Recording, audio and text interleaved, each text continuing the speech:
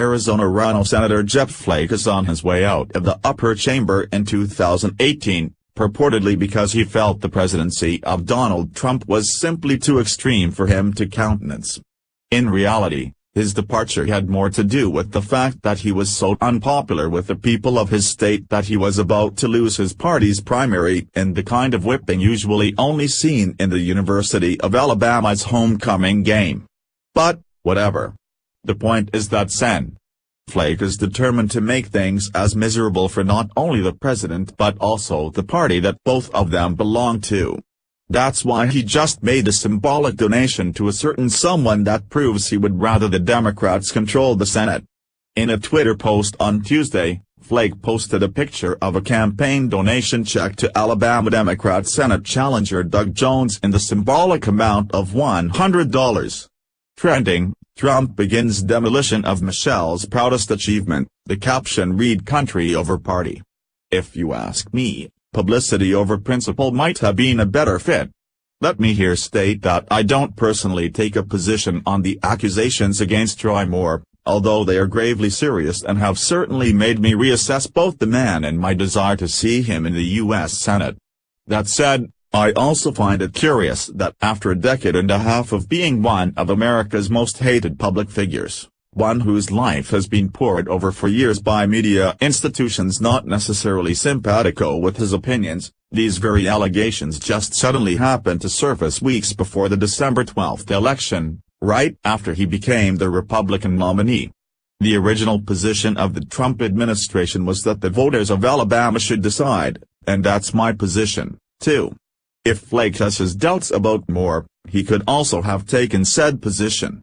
He did not, instead deciding to endorse Doug Jones. Let's be clear, Doug Jones isn't a moderate who will represent the people of Alabama and their beliefs. He's a clone straight off of the Schumer-Pelosi production line. Here are some quotes from the moderate who will represent Alabama if Roy Moore loses. On abortion, I'm not in favor of anything that is going to infringe on a woman's right and her freedom to choose. That's just a position that I've had for many years. It's a position I continue to have. But when those people, I want to make sure that people understand that once a baby is born, I'm going to be there for that child. That's where I become a right to lifer. On religious freedom. If your culture means that you would discriminate against somebody, that you would not treat anybody in the same way that Christ would do, then I'm not going to protect that. I'm not going to protect discrimination of any sort, in any way, whether it's race, religion, sex orientation or whatever. So I'm not going to protect that culture if that's what their culture is. On the minimum wage, people in Alabama should not have to work 2 or 3 jobs just to provide food, housing and other necessities for their families, often foregoing health care and other needs. I strongly support ensuring working Alabamians receive a living wage for their hard work. It is past time. They are then less reliant on the government and those dollars help lift the economy. Let's translate this farrago of political speak, I love America, and jobs, and big-headed babies, into what Doug Jones is really telling us. On this first count, he's actually being pretty straightforward. He wants abortion on demand, pretty much up until the kid gets out the womb. This, you may surmise, is not a popular position in Alabama. You would be correct. As of 2014, Pew reported fully 58% of residents' abortion should be illegal in all or most cases, compared to only 37% who thought it should be legal. Partial birth abortion, which Jones explicitly said he would not vote to ban were he to become a senator, is assumedly even less popular. Related, all-out war, Twitter unashamedly calls Trump Nazi, racist in search results. On religious freedom, Jones uses a typical liberal trick, hiding behind the wall of an uber-liberal interpretation of Christianity and saying that as a senator, he would treat anybody in the same way that Christ would do.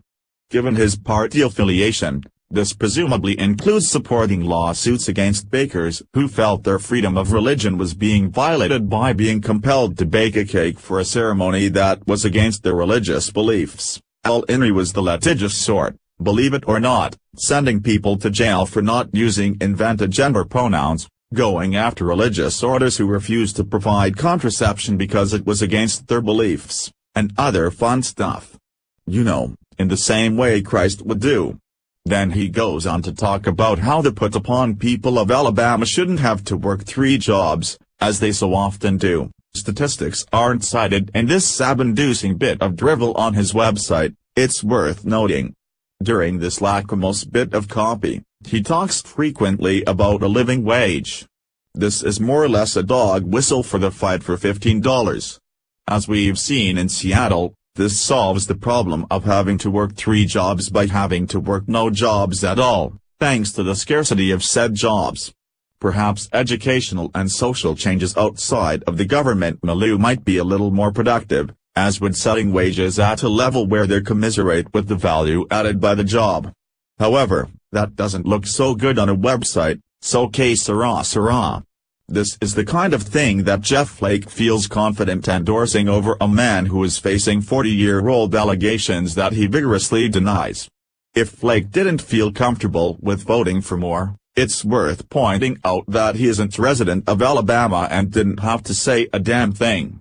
Instead, he's co-signed a Democrat who has openly admitted he plans to sabotage the Republican agenda in every way possible: late-term abortion, $15 minimum wage, and the stifling of religious freedom. Mr. Flake, 2018 can't come soon enough. No one asked you to choose party over country. However, when the voters of Arizona elected you, they gave you the responsibility to choose their interests over your personal profile. With 1 tweet and 1 check, you've definitely failed that responsibility. T Independent Journal Review. Please like and share on Facebook and Twitter with your thoughts on what Jeff Flake did. What are your thoughts on this donation? Scroll down to comment below.